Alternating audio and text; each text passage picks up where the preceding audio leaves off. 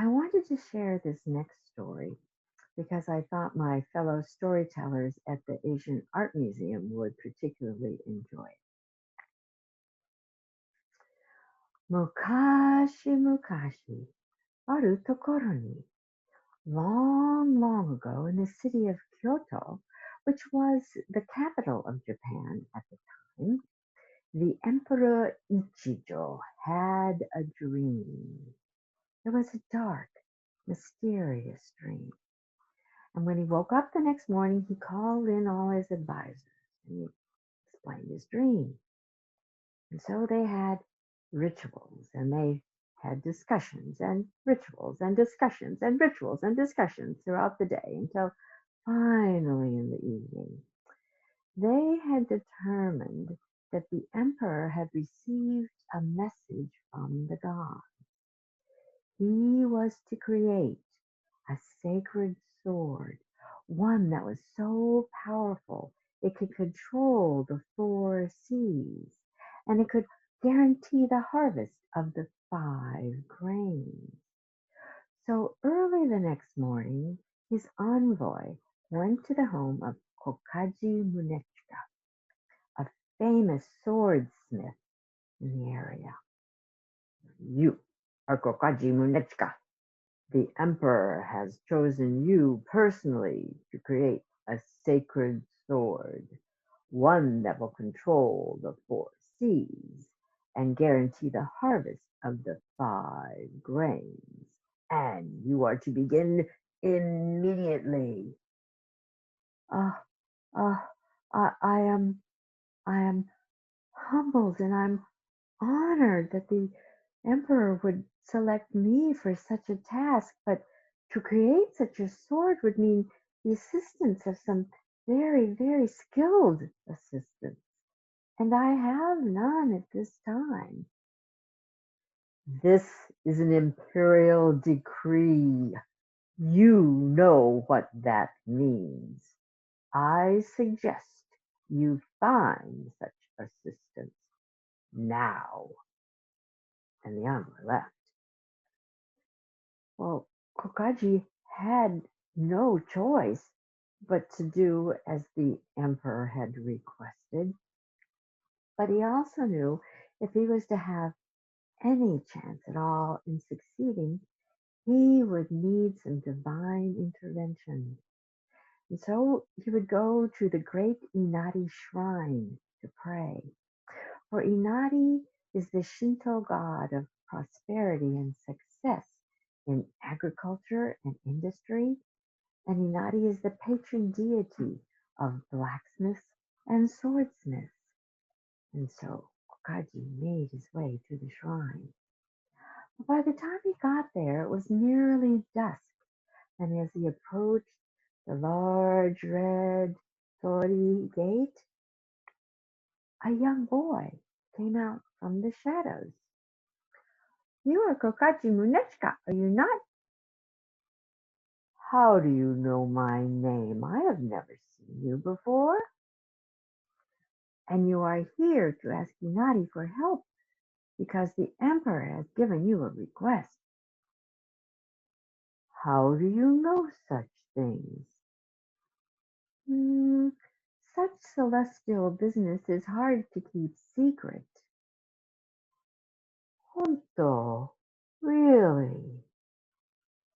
And the young boy proceeded to tell Kokaji story after story of famous swords of Chinese and Japanese origin, and one story in particular caught Kokaji's ear. Prince Yamato, the warrior prince, was sent by his father, Emperor Keiko, to the eastern province to rid it of bandits and barbarians. But before he left, his aunt gave him a very special sword that had once been owned by the sun goddess Amaterasu. So Yamato went to the eastern province and he engaged these bandits and barbarians in battle. And at one point, he found himself in a vast field of very tall, thick grasses, and his enemies began to shoot burning arrows into the grasses. Soon, Prince Yamato and his men were surrounded by fire. Prince Yamato did not panic. He pulled out the sword and he began cutting down the grasses with such ferocity and speed. And he noticed that the sword was controlling the wind. And with this sword, he was able to create such a firestorm that it burnt all his hapless enemies. And he brought peace to the land. So you see, Kokaji, you too can create such a sword. But how can I do that with I have no help?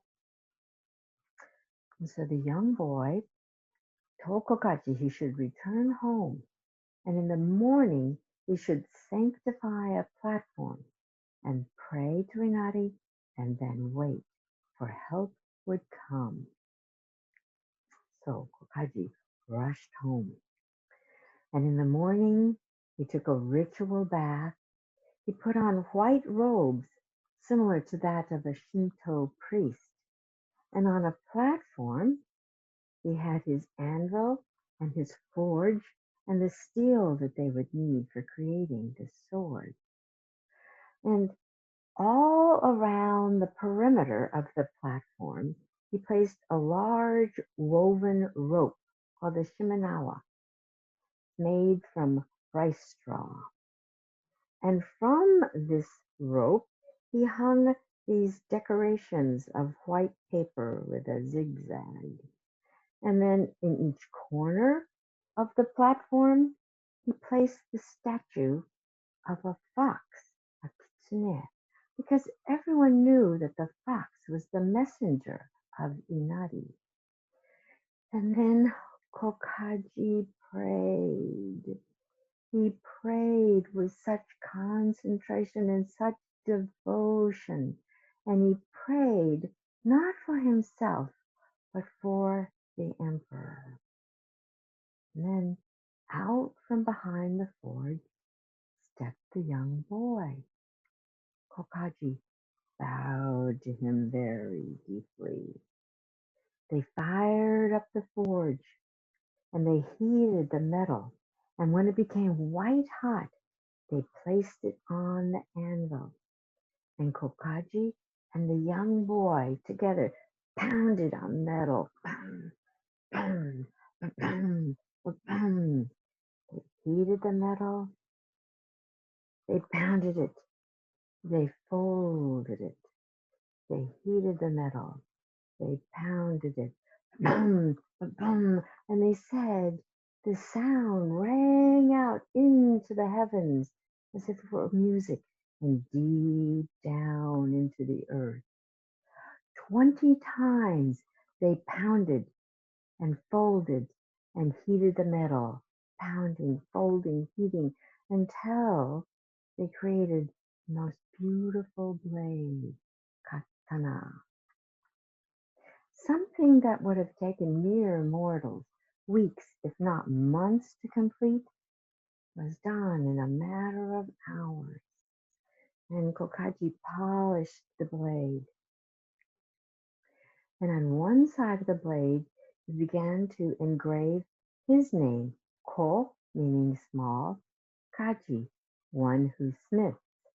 And on the opposite side of the blade, he began to engrave Ko, meaning small, Kitsune, fox, small fox, or little fox.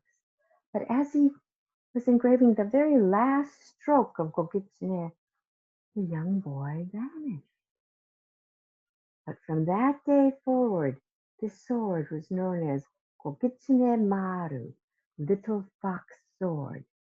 Now, did it indeed control the 4 seas and guarantee the harvest of the 5 grains?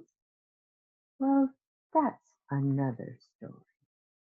But as for this one, Oshimai. That is all. Thank you.